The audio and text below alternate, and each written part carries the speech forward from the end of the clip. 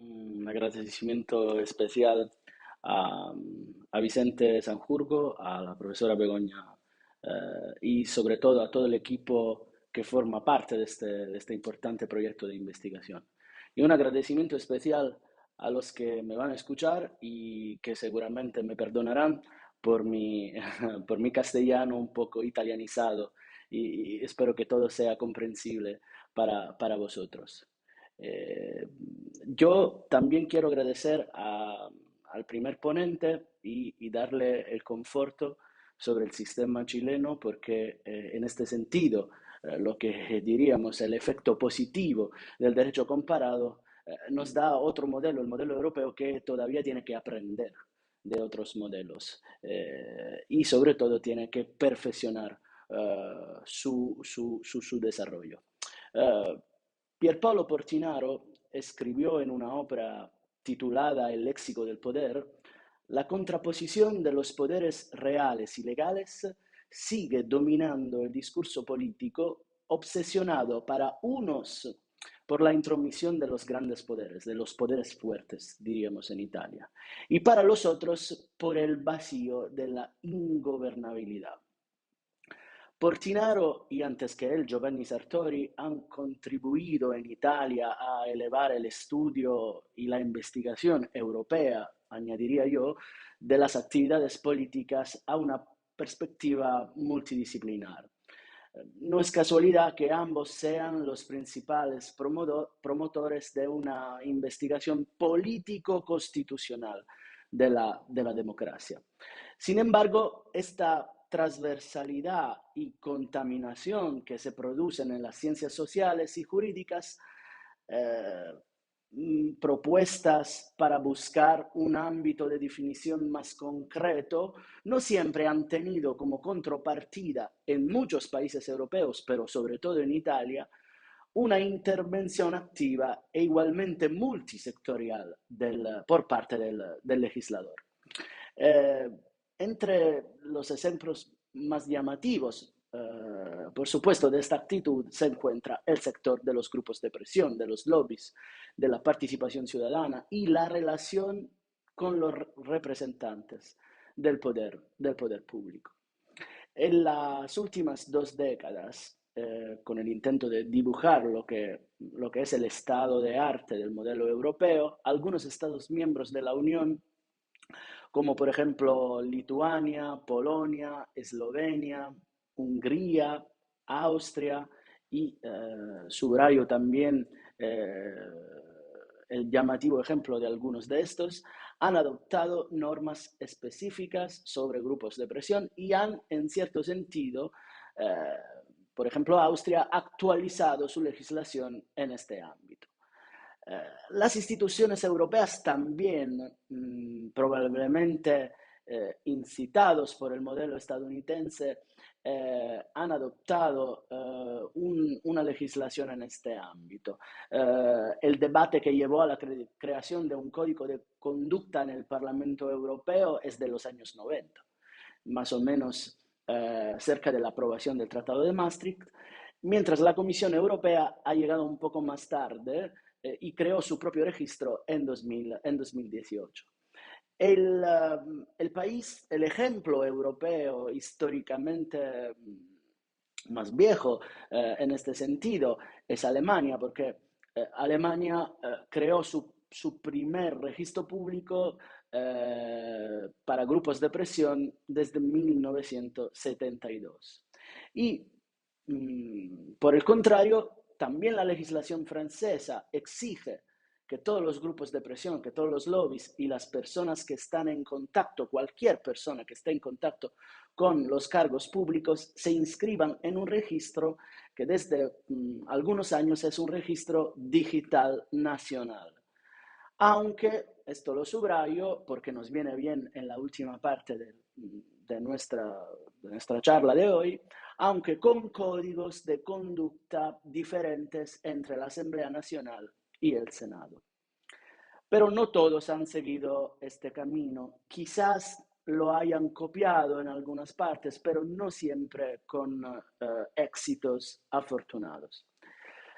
A este respecto, y ya me voy a centrar sobre Italia, me gustaría apuntar que en Italia no existe una regulación general para los grupos de presión y para los lobbies. La presencia de aquello que podríamos definir como un marco legislativo fragmentado, como es de esperar, no solo no permite definir de forma ordenada e inequívoca la cuestión, sino que contribuye a aumentar aquella sensación de opacidad, de falta de transparencia que, especialmente en Italia, no solo inquieta a los profesionales de la política, sino que también ha afectado más recientemente y no siempre de forma justificada, añado yo, a la relación entre gobernantes y gobernados. Además, como bien lo ha descrito el profesor Blanco Valdés en España y en una afortunada obra en italiano, el político profesional ha cambiado, pero también lo han hecho los que contribuyen a la profesionalización de los asuntos políticos. Toda esta metamorfosis en un país como Italia, que es famoso por su transformismo, por la patológica inestabilidad del poder ejecutivo y por el llamado mecanismo de las puertas rodantes,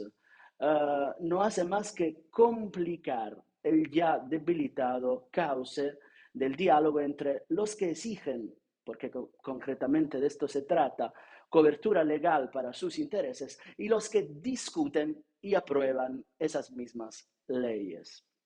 Entonces, esta añorada pero necesaria regulación de los grupos de presión con toda probabilidad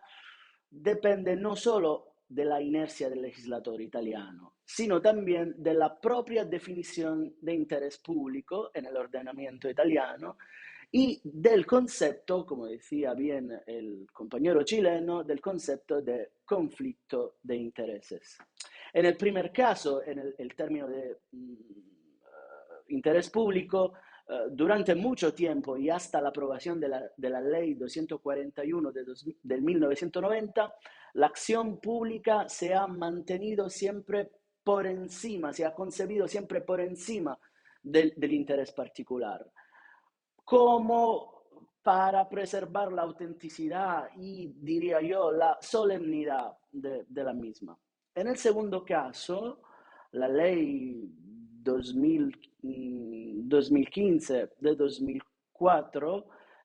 establece que los titulares de los cargos públicos y de gobierno deben dedicarse, y cito la ley, exclusivamente a la atención de los intereses públicos. Y eso imposibilita en sentido formal y teórico que los representantes políticos participen en decisiones que impliquen intereses particulares, si bien, si bien solo durante el ejercicio de las funciones públicas. Si el interés se asocia en Italia casi siempre con el término conflicto,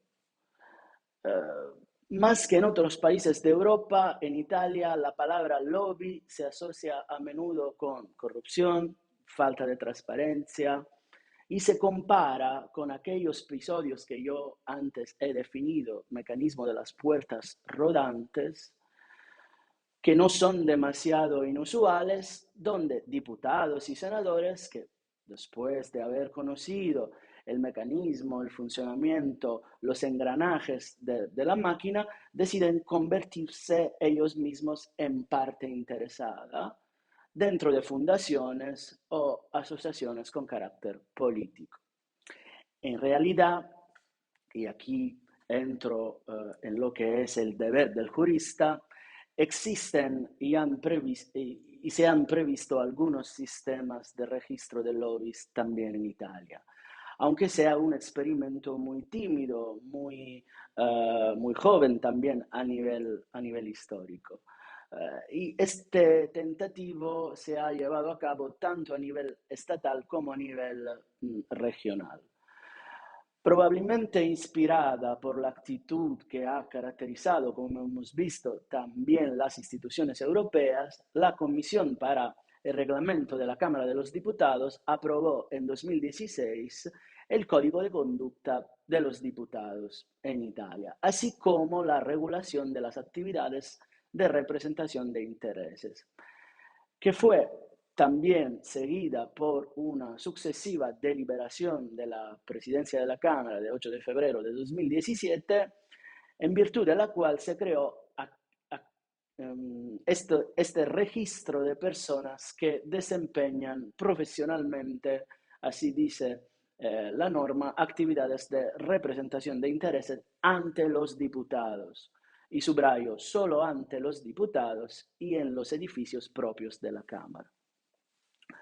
Pero también quiero señalar que en este registro no hay, o casi no hay, referencias a la transparencia efectiva en la actividad de promoción de intereses. El lobista en la Cámara de los Diputados se limita a indicar con quién se va a poner en contacto y cuándo está prevista la reunión. No se solicita, por ejemplo, ningún tipo de información adicional, ni, por ejemplo, con respecto a la documentación que se produce, ni, por ejemplo, ni tampoco, por ejemplo, a lo que es el proceso de financiación. Además, cabe recordar que según este ya citado Código de Conducta, en la Cámara de Diputados, y aquí voy al tema del conflicto de intereses, está prohibido aceptar bienes o servicios superiores al valor de 250 euros. Pero también aquí no se hace ninguna mención a servicios o cobros de bienes, por ejemplo, de menor valor, pero que sean de forma reiterada o, por ejemplo, por parte siempre de los mismos sujetos. Entonces, este es un punto de reflexión que lanzo a los demás oyentes. Por su parte, el Senado de la República nunca ha abordado esta cuestión y a falta de una normativa unitaria y nacional, como hemos visto en Chile, son los únicos. La presidencia del Senado sería el único órgano que podría intervenir con un acto interno. Cabe en este sentido señalar que aunque el sistema, como todos saben, del bicameralismo italiano es un sistema paritario, entre otras cosas, la autonomía de las cámaras no impediría concretamente un planteamiento diferente al que ya se ha manifestado en la Cámara de los Diputados. En este sentido, más o menos como el ejemplo francés que he mencionado antes. Aún más blando, aunque apreciable, es el registro de transparencia que se ha adoptado a raíz de la directiva de 24 de septiembre de 2018, tanto en el Ministerio de Desarrollo Económico como en el de Trabajo y Políticas Sociales, cuya inscripción es calificada por la propia directiva como requisito previo y obligatorio para el acceso a reuniones, tanto con la alta administración del ministerio como con los representantes políticos. En este caso, en el caso de los ministerios, la limitación más evidente es clara. De acuerdo con lo que dispone expresamente el artículo 5, apartado 3 de esta directiva, el Ministerio no realiza ningún tipo de control sobre la autenticidad de los datos recogidos en el mismo registro, hasta el punto que el responsable para la prevención de la corrupción y la transparencia del Ministerio solo tiene la tarea de gestionar el mismo sistema, pero sin ningún tipo de obligación concreta. Sin embargo, el hecho de que no exista una legislación uniforme en Italia no convierte estas actividades en ilegales, ni, por el otro lado, disminuye la reivindicación de unas normas más claras y eficaces. En cambio, ha habido muchos intentos para obtener un texto legal uniforme. Para ofreceros un dato, solo en la 15ª legislatura, la que acaba de terminar, se han presentado al menos 6 propuestas. En este sentido, el proyecto de ley 1866 es el que más ha traído atención, más atención ha recibido, no solo porque ha sido valorado en su conjunto positivamente por muchas asociaciones de presión que están presentes en Italia, sino sobre todo porque es el primer proyecto de ley que ha sido presentado por un ministro del gobierno, por un miembro del Poder Ejecutivo. Señal, en mi humilde opinión, de que en él se ha plasmado un reconocimiento institucional de un fenómeno que durante mucho tiempo en Italia se quiso hacer pasar como desapercibido. En la actual legislatura, sin embargo, ya se han presentado 3 proyectos de ley. Para resumir y para no abusar del tiempo que se me ha concedido, las principales características de todas estas propuestas se pueden recoger en 4 puntos, que son elementos básicos. Primero, un registro público, la creación de un registro público obligatorio para todos los grupos de presión, que actualmente no existe. Luego, segundo punto, una agenda pública para las reuniones entre políticos, funcionarios y grupos de presión, en el que esté presente una sorta de obligación a comunicar la fecha,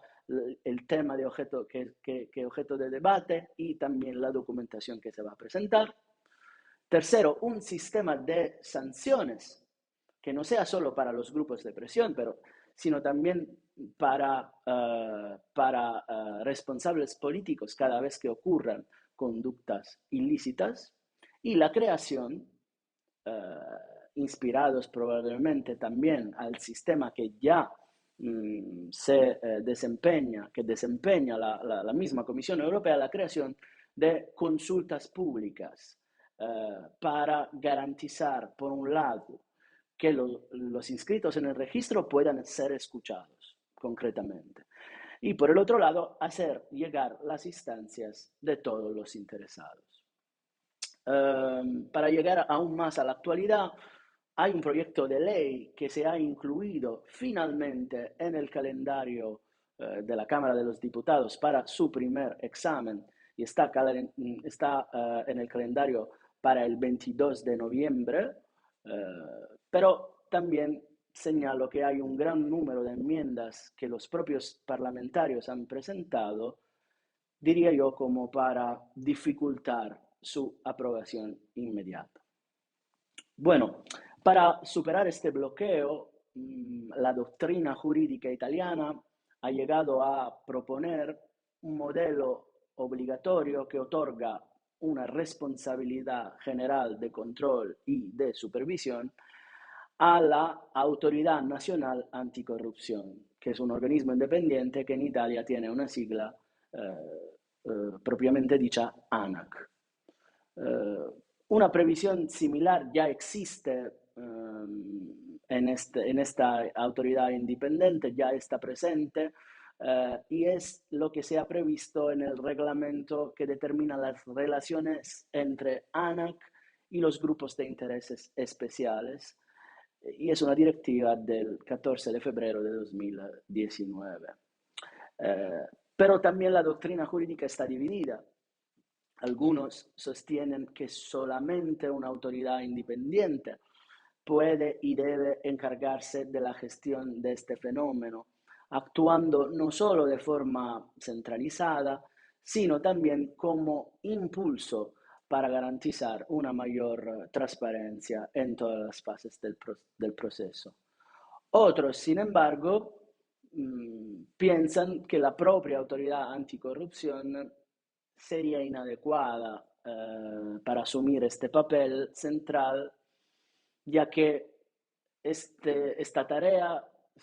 estaría lejos de la misión propiamente dicha para la cual fue concebida originariamente ANAC. Personalmente estoy más cerca de esta segunda posición, no lo voy a negar, aunque con algunas debidas precisaciones.